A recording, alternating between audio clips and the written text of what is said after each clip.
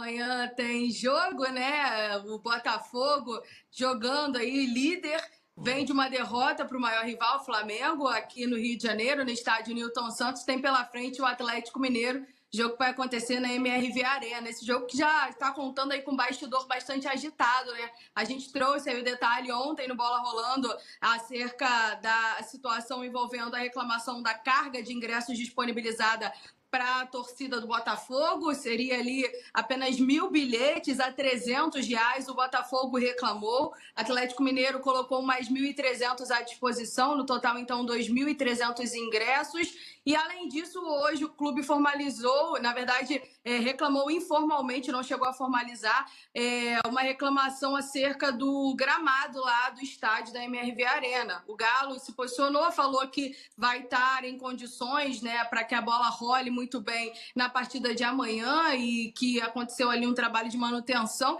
Lembrando que na estreia, né, do estádio já aconteceram algumas críticas acerca do gramado naquele jogo diante da equipe do Santos. Bom, dentro das quatro linhas, né, tem a situação do Bruno Lage, que depois do jogo contra o Flamengo colocou o cargo à disposição, depois disse que fez isso apenas para blindar os atletas, que a intenção em si não era realmente deixar o Botafogo, e ele deve fazer mudanças na equipe para essa partida. A gente lembra que o Gabriel Pires foi expulso diante do Flamengo, então ele não fica à disposição. E a principal mudança, assim, que chama mais atenção é justamente no setor que foi mais criticado nesse jogo diante do rubro-negro. Isso porque o Di Plácido, ao que parece, vai voltar à lateral direita e o JP Galvão vai começar no banco de reservas. Foi por ali, né, que o Flamengo teve mais facilidade nessa última rodada, e muitas críticas em cima do treinador, porque ele colocou o JP Galvão, que é um jovem atleta, né, para fazer deve acontecer mais ou menos no setor de meio campo e ataque. Isso porque o Tietê, ele passa a ser novamente recuado, jogou um pouco mais avançado diante do Flamengo, então forma ali o sistema ao lado do Marlon Freitas e do Eduardo no setor de meio campo. Dúvida na ala direita se vai para jogo Júnior Santos, Segovinha, Luiz Henrique. Lembrando, se o Luiz Henrique entrar, ele vai lá para a esquerda, e o Vitor Sá, que faria a função caso o Júnior Santos ou o Segovinha iniciassem, ele vai lá para o lado direito. No meio, na frente, como centroavante, o Tiquinho Soares. E aí, então, só para ficar bonitinho, confirmar o time para que vocês possam comentar, Kaká, uma possibilidade: Lucas Perry, Di Plácido, Adrielson, Cuesta e Marçal. No meio-campo, Marlon Freitas, Tietê e Eduardo.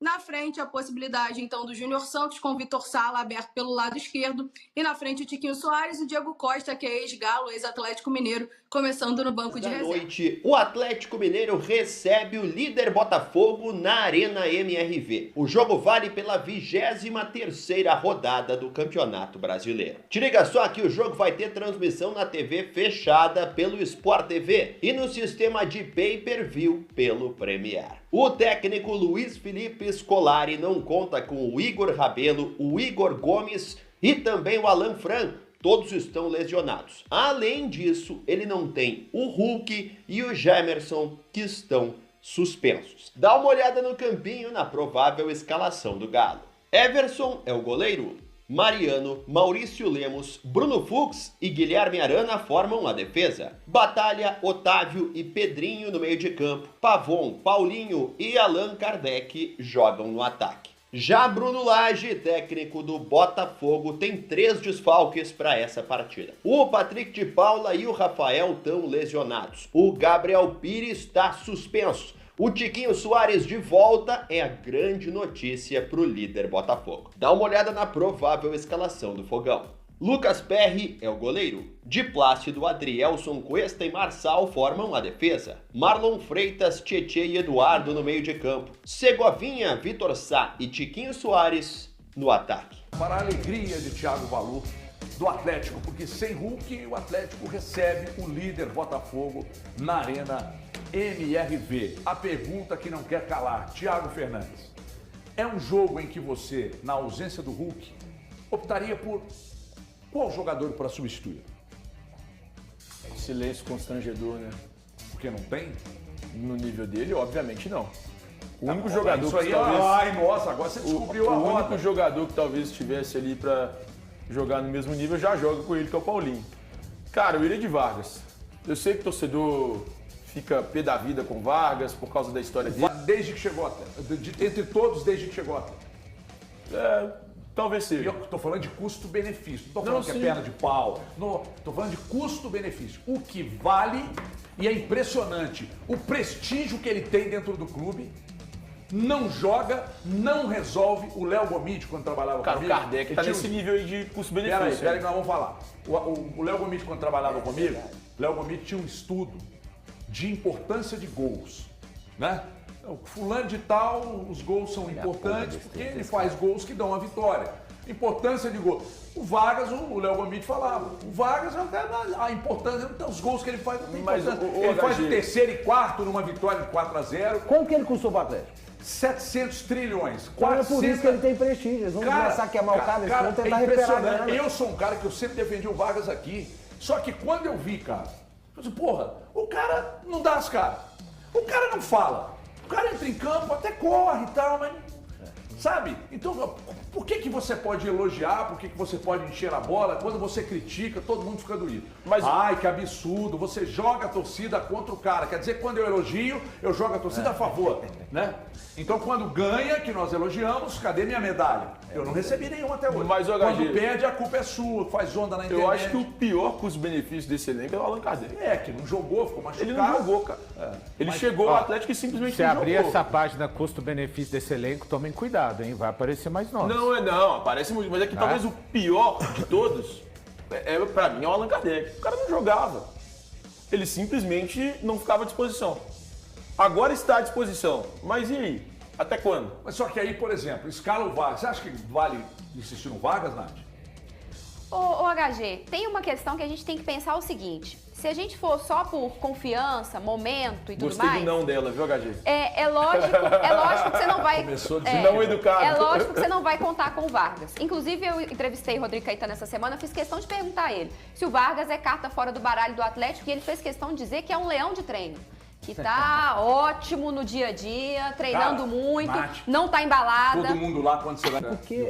Pô, eu gostei da sua formação. É porque o que ela falou... Mas o Filipão não vai fazer isso, porque ele é pragmático demais. Pois é, mas você sabe que talvez ele faça, Nath. Não faz. Eu acho muito difícil. Eu iria de Pavon.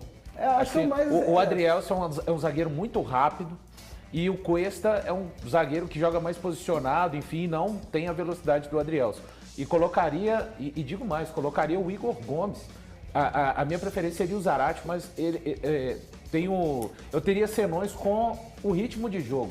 Colocaria o Igor Gomes, que eu acho que além de dar jogo, poderia ajudar no momento que o Botafogo tiver a bola do lado esquerdo, vai ter um Vitor Sá, que é muito insinuante daquele lado. Você diz na vaga do Zarate, na escalação isso, lá no lado direito. Só não iria com o Zarate por conta dessa questão. O ritmo dele, que ele entrega muito mais. Né?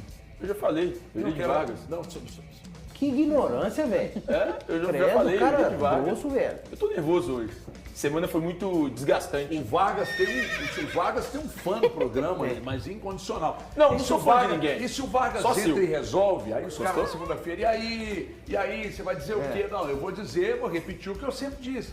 Eu gostava do futebol dele e tal, só que ninguém aguenta. Galera Alvinegra, tudo bem, pessoal? Sejam bem-vindos a mais um vídeo aqui no canal do Alvinegro, como fazemos todos os dias, de 2 a 3 conteúdos diários, para falar muito de Botafogo com vocês, trazendo muitas informações, muitas atualizações, tudo relacionado ao nosso glorioso Atlético Mineiro e Botafogo na Arena MRV.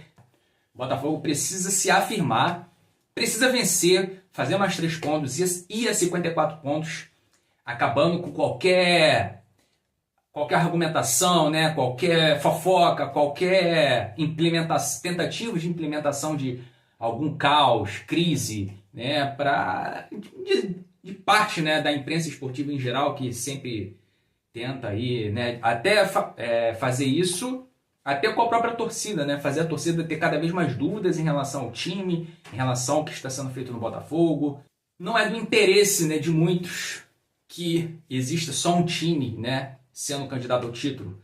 O que puderem fazer para colocar outros times também em condições de disputar o título, eles vão fazer. Então, rapaziada, Botafogo precisa ir com tudo para esse jogo aí, fazer os 3 pontos, se manter uma distância bem grande para o segundo colocado. E eu vou te convidar, você que não é inscrito no canal, que dê aquela moral, se inscreva, deixa o like, clica na tela, vai aparecer aí embaixo a opção de deixar o like e se inscrever, você deixa o like e se inscreve. Beleza, rapaziada? Então, o Botafogo voltou, a rotina normal de treinamentos, o Botafogo voltou de 4 dias, de folga que teve aí durante essa semana, voltou a treinar nessa sexta-feira passada, já em preparação para esse jogo contra o Atlético Mineiro. E eu vou dar aqui um pouquinho a minha visão, o que eu penso sobre a postura do Botafogo, como que tem que ser, não só para esse jogo, mas para o decorrer do campeonato. Eu cheguei à conclusão, rapaziada, não pode se repetir nos próximos jogos o que aconteceu no jogo contra o Flamengo. Claro que a arbitragem interferiu diretamente no resultado do jogo, muita coisa precisou acontecer para o Botafogo perder esse jogo. Gol contra do Marlon Freitas, um monte de coisa ali, lambança da arbitragem, JP na lateral direita, falta de marcação dobrada ali, no Bruno Henrique, no Ayrton Lucas.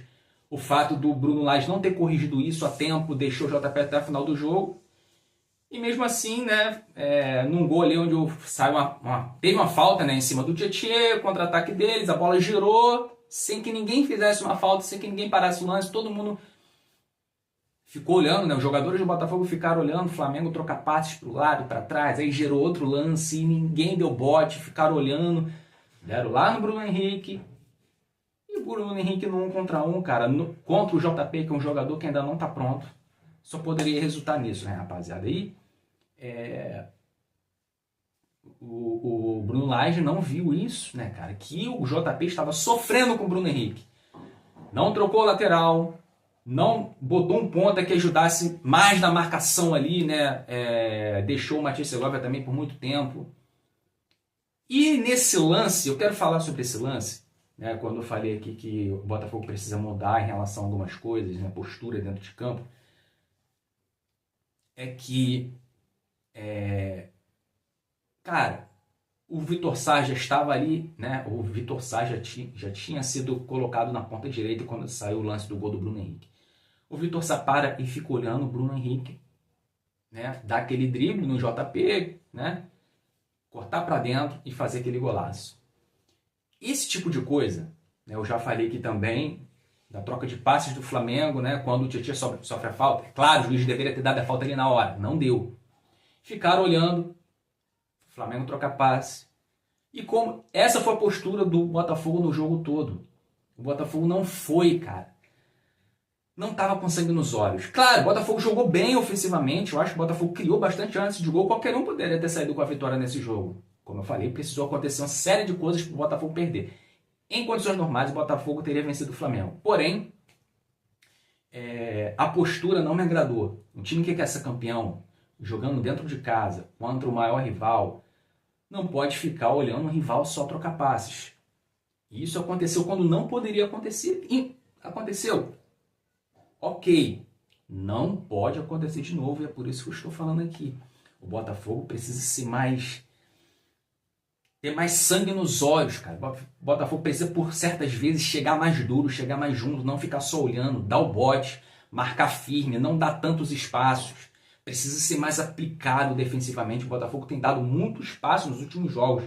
A gente espera que nesse tempo aí que o Botafogo vai ter, de treinamentos, só treino por conta da data FIFA, uma semana inteira aí pra frente, que isso seja falado, que isso seja orientado. Bruno Lage faça isso, oriente os jogadores para isso, e os jogadores resgatem, cara, aquele espírito competitivo que vinha tendo durante o primeiro turno inteiro, que fez com que o Botafogo tivesse a maior campanha da história dos pontos corridos, com 47 pontos no primeiro turno. Não só ofensivamente, o Botafogo sempre foi muito aplicado, muito organizado,